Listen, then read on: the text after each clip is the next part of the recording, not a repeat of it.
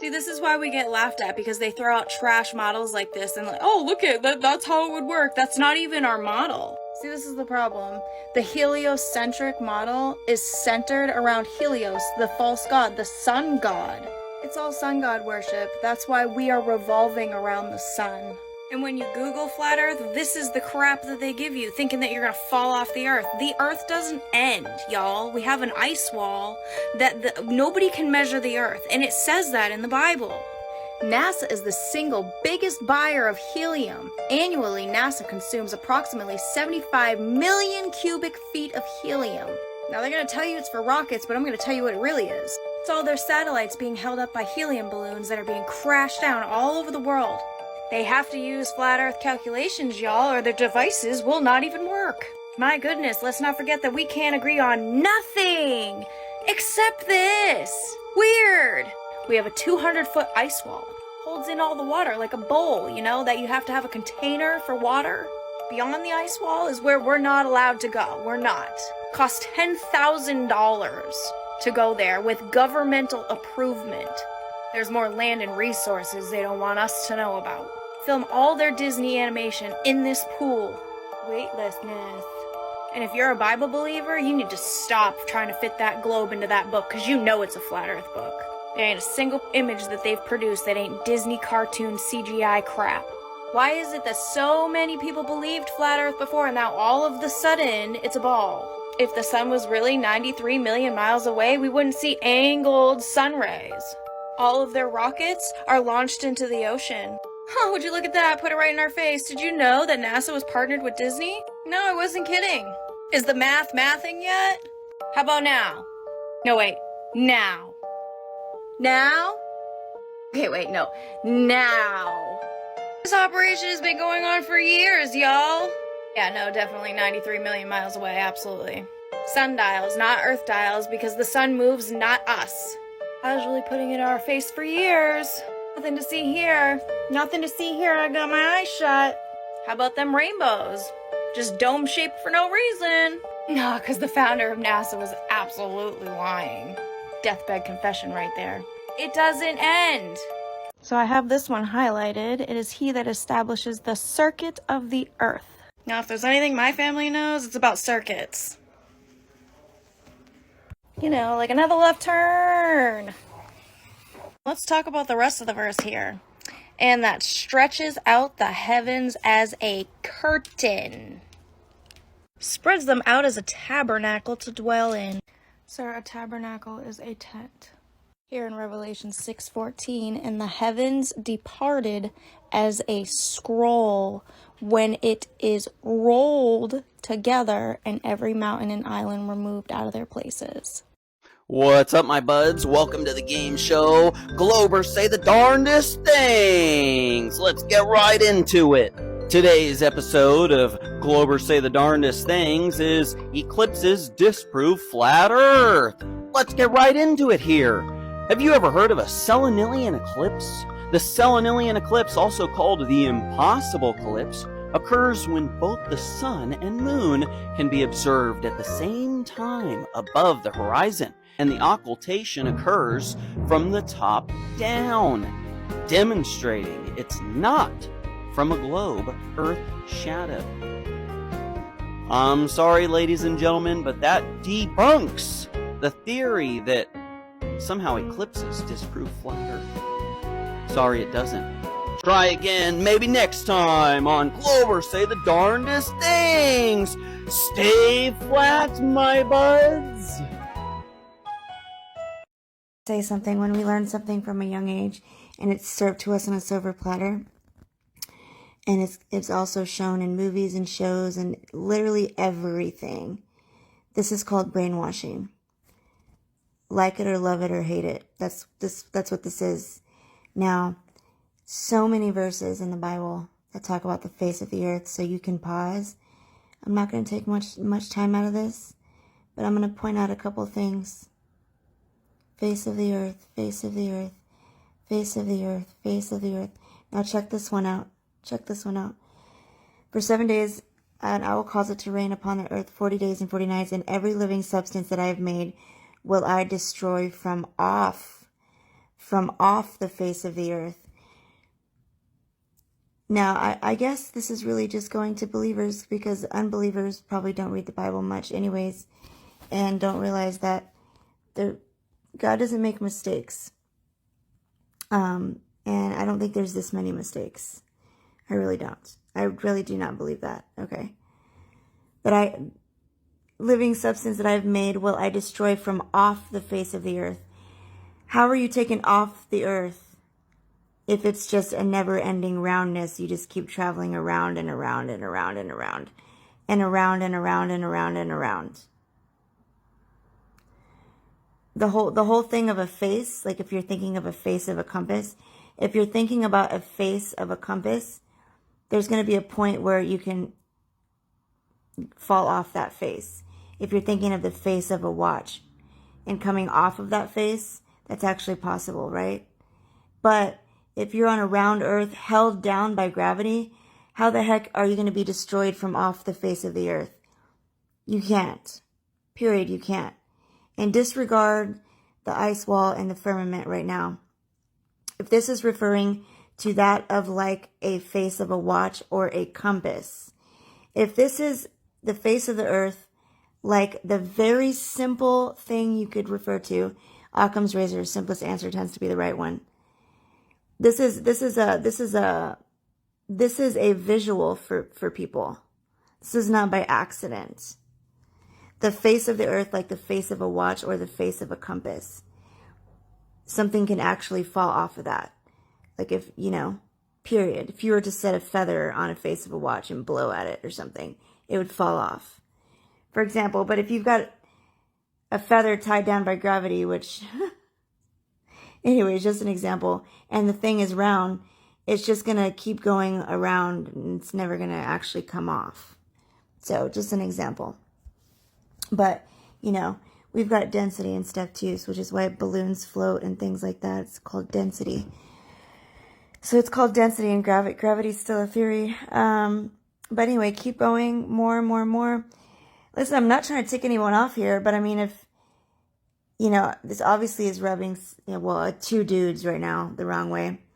And so I know they're not the only ones. So, hey, here we go. This is just simple stuff, like just simple thinking. No need to overthink it. Going. From the face of the waters. Had gone from the face of the earth. Saw that the face of the earth was dry. Well, I mean, if he had a telescope, he could actually see that on a flat earth, that all of the earth was dry. But if it's actually a globe earth, you can't actually see that all the earth is dry because you won't be able to see over the curve. But in real life, if you get a telescope and keep zooming in, you don't actually lose anything. It's all there. It just seems to disappear because of the vantage point. But anyways, it keeps going. And then once again, we have, hold on. No planet is small on the face of the earth. For mischief did he bring them out to slay them in the mountains and to consume them from the face of the earth. So shall we be separated, hold on. As there were 2 cubits high in the face of the earth.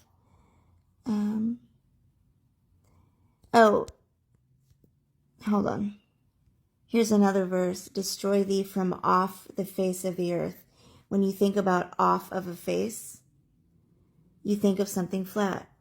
That's how you get off of something. Period. This is just simple. Very, very simple. Very, very simple. But the simple escapes brainwashing. It just is what it is, I didn't do it. I didn't brainwash. I was brainwashed. Okay, I was brainwashed. Okay, that's it. You ain't gonna believe this. I found a parachute. Great big old white thing down there. Well, we're in the middle of the pasture. One set of tracks coming out. I don't know. Winch him out with the Ranger and see what the fuck that thing is. Can't pull it out of there. I don't know. There's the tracks going out to the road. Yeah, I'm back for round 2. I don't know what the heck that is. It's a long ways up there.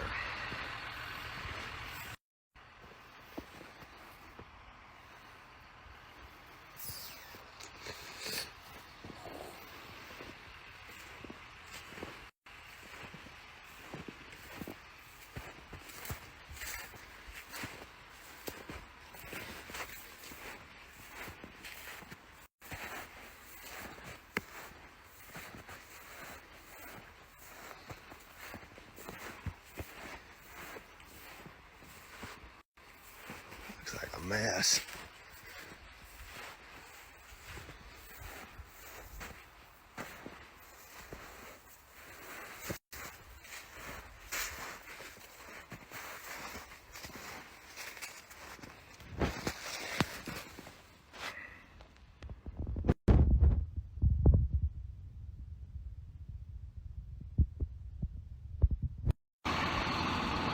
Yeah, we're back to the tractor anyhow.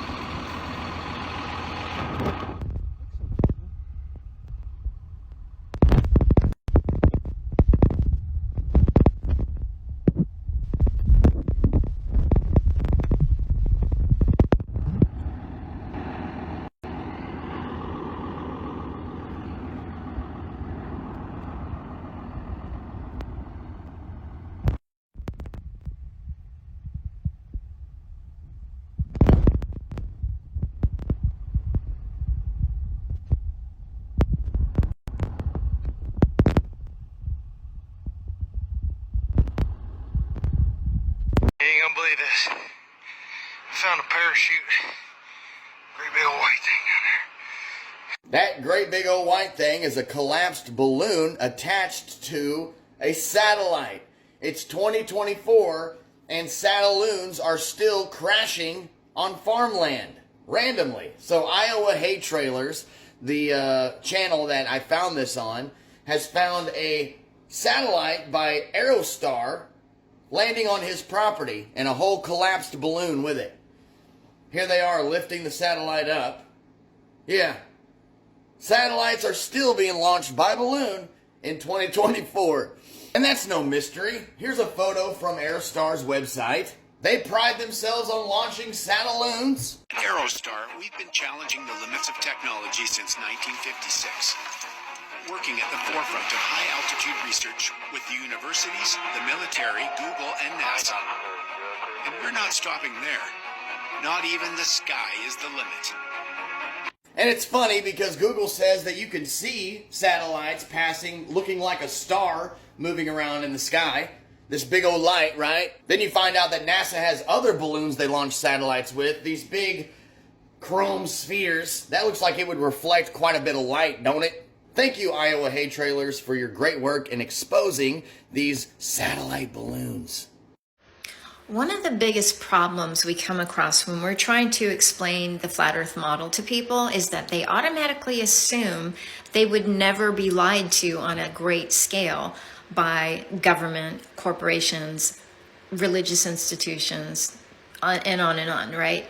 That it would be impossible for all of these people to be lying and hide this such a truth on such a great scale. But it's actually not impossible. And you should know that a magician is someone that uses trickery to deceive you, okay? And a magician is the same as a lawyer or someone a scientist. These people understand how to use physics and language to deceive other people. It's what they do. A lawyer in a court of law will provide facts, evidence, logic, reason, motives, all to support his case to get his client off, right? Say he's being convicted of murder. Well, the prosecuting attorney, his job is the same. He's got to provide facts, logic, reason, eyewitness testimony to try to say that the guy is guilty. So how do you know which one's telling the truth? Well, you don't. Because if the guy actually gets off and it is considered found, I should say, innocent, or if he's found guilty, that doesn't mean he's innocent. It just means that the lawyer was good enough to convince the jury using trickery that he was innocent. That's the way it works. Okay? So this applies to every aspect of our lives. The religious institutions do this, governments do it, NASA does it, Hollywood does it, obviously. Corporations do it. It's the first thing you learn in in marketing is Maslow's hierarchy of needs. How to appeal to a person's animal nature, from their physical needs to their psychological needs. And it's a club. Okay, once you get in there and you raise up to the higher echelon, in all these institutions, they all know how to do this. They all manipulate and control and get their way using language and math and trickery. Just because math explains a true statement, an equation might be a true statement, it doesn't mean that it's telling you the whole truth. We don't need trickery. We need motive. And the motive is the very fact that all of these institutions are run by people who want control and use trickery. They're the ones that use the trickery to deceive people into believing something that is not the true nature of reality. It is not their actual reality. If you are just a speck on a ball in a vacuum, or you're just flesh and bones, and that's it, parts and parts stuck together. So the ones who hide this truth from you are the ones who are lying. And if you look at the Vatican, and you look at government and the symbols that they use and how they've been hiding this from us, and you know that scientists work for these corporations and these institutions, and you know that they're not all trustworthy. Not everyone who becomes a scientist is like, oh, I'm not a liar, so I became a scientist. No. People lie. Scientists get paid money to tell you what they want them to tell you. Yeah. So you can't just automatically believe everybody because they're an authority figure or a scientist. They use trickery to deceive you on a great scale in all aspects of life, in all institutions. You cannot just blindly trust them. And that's how they can all lie to you, by simply choosing a false template, which is still valid in its mathematics and all that, up to when you start contradicting your own physics. But it looks like a valid model, and then they hide the other model. That in itself should be a red flag. Why would you hide the flat earth model? It's an inversion of the heliocentric model. You should know that that's just something that could possibly exist. You shouldn't say it's stupid and you're not allowed to think about it, as scientists are doing today, because that's a red flag. They should be saying, oh yeah, that is the inversion, but that's not the truth, if that's what they actually think. But that's not what they do. So these are red flags you have to look for. They're lying to you. You have to ask why. And they don't want to talk about something they shouldn't be afraid of talking about. And that's weird. The flat Earth map dates back over 1,000 years. This map is credited to being created by a Persian astronomer. His name was Al-Biruni, and he lived between 973 AD to 1048 AD. It's the official map of the United Nations and also the United States Geological Survey. It used to be present in many places before the creation of NASA and the Antarctic Treaty in 1959. Here you see it with Admiral Byrd. This map has been restored by Dmitry from Russia with suggestions of mine, Eddie Alenkar. Known by my YouTube channel Flat Earth Banjo, I asked Dmitry to include the Bermuda Triangle and Point Nemo, a place deep in the Pacific where NASA buries rockets. Then Robert Tozzi, a professional mapmaker, came along and enhanced the map even more. There are many people now selling this map online, but if you could order it from my online store, I would greatly appreciate it. Visit my online store now and order one of the items. I humbly thank you